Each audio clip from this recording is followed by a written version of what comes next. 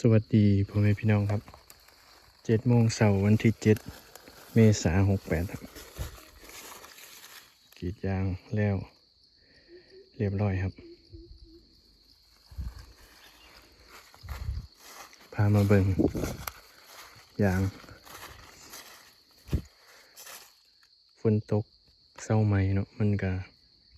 ไหลดีจังน้อยเมื่อวานนี่ก็ตกแห้งนะครับช่วงยามมื้อเว้นครับเศร้าไปช่วงประมาณบ่าย 3เนาะแล้วก็แดดออกมาก็เลยต้นแห้งครับเมื่อคืนนี้ก็เลยได้กรีดประมาณวันตี 2ครับเนี่ยพาก็กรีดแล้วไปครับ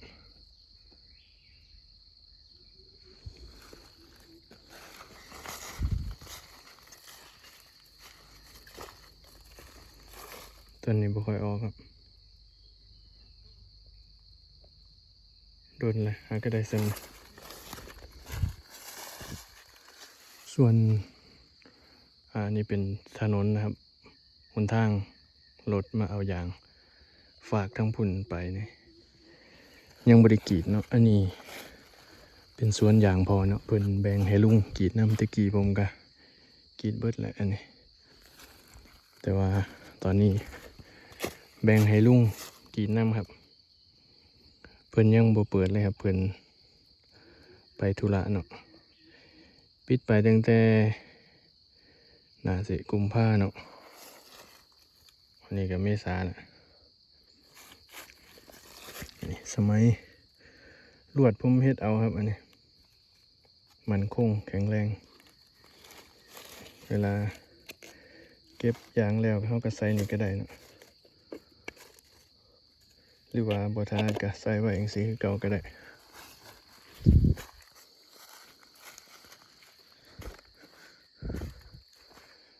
ลมแห้งน้ำพี่น้องเบิ่งงายางก็หักไปเฮ็ดฟืนเนาะหักบ่ได้พูดพี่น้องลงมา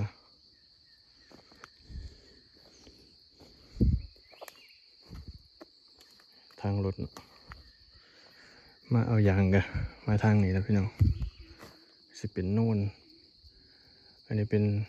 ห้องน้ำเนาะก็โน่นขึ้นมามีถนนตัด2 เส้นนะครับเส้นหนึ่งอยู่นี่แล้วก็เส้นหนึ่งอยู่หันครับสิค่อยแนมบ่ค่อยเห็นบัตรเก็บยางเนาะงาหักกับเมื่อวานลมแห้ง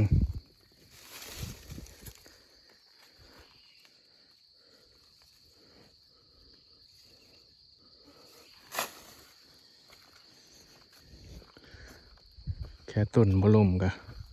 ถือว่าโชคดีเลยเนาะพี่น้อง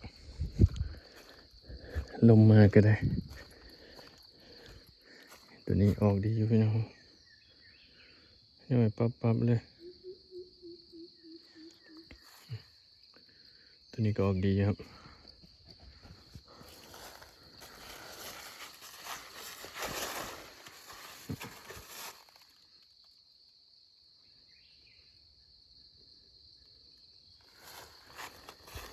สิพาไปเบิ่ง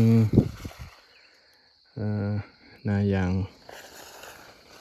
กรีดขวามาซ้ายนะก็ออกดีอยู่ได้ล่ะพี่น้องบางคนเขาก็ว่ามันผิดหลักการเนาะแต่ว่าผมกับบริกรีดกูตนเนาะนี่เนาะกรีดซ้ายมาขวาปกติเนาะเดี๋ยวมาเบิ่งกรีดขวามาซ้ายครับตัวนี้นี่พี่น้องบ่แม่นกล้องหน้าได้พี่น้องกล้องหลังปกติตั้งเทื่อถ่ายกล้องหลังมันสิกลับกันเนาะอันนี้กล้องหน้าปกติครับกรีดขวามาซ้ายหน่อยปั๊บเพื่อกันได้แล้วพี่น้องผมก็ไม่ได้อยากพิสดารนะครับแต่ว่ากรีดตามลักษณะต้นตามลักษณะภูมิประเทศนะครับ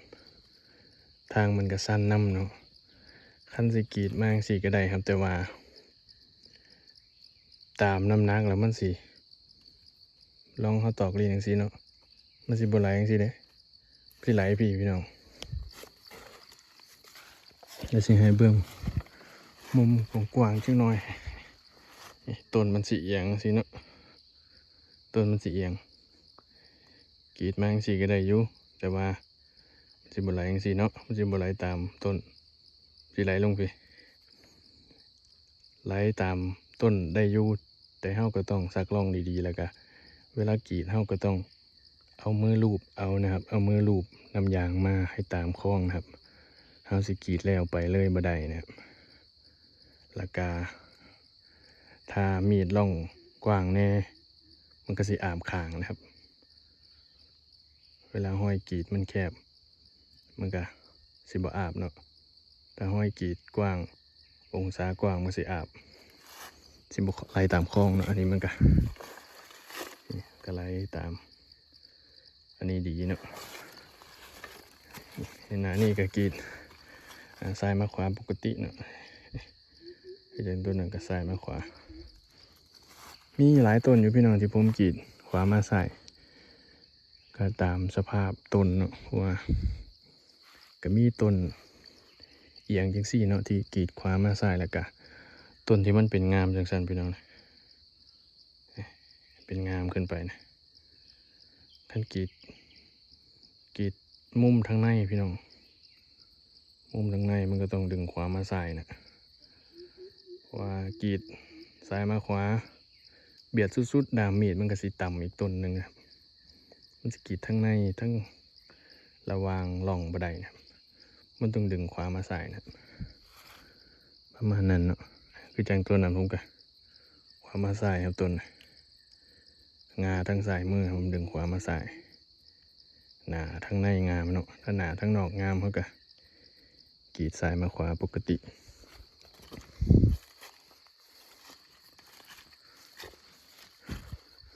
ตัวนี้ก็สิตายหนึ่งเลยพี่น้องกรีดบ่ออกเลยหอดนี่แล้วก็เศร้าเนาะมาเจาะบ่ออกเปลือกแตก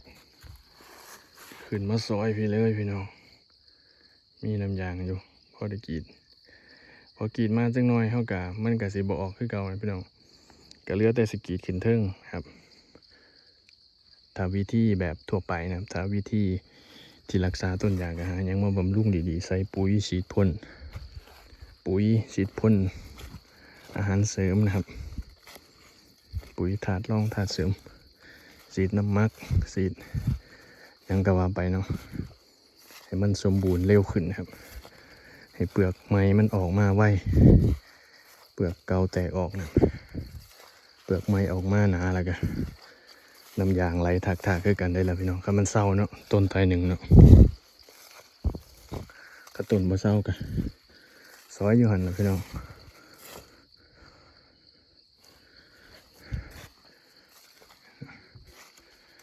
วันนี้แล้วสวยครับ7 โมงช่วงเช้าๆก็มีหมอกอยู่ครับเมื่อคืนฝนตก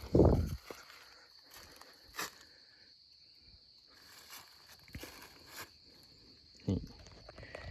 กาสำหรับผมแล้วนาถือว่างามอยู่นะครับงามย้อนมีดนะครับฝีมือคนเครื่องนึงอยู่แต่ว่าย้อนมีดนี่หลายกว่าครับมีดมันกินสม่ำเสมอนะครับมันมีตัวบังคับนะมีตัวห้องนะมีตัวห้องอยู่ตั้งแต่แล้วก็คมนะครับ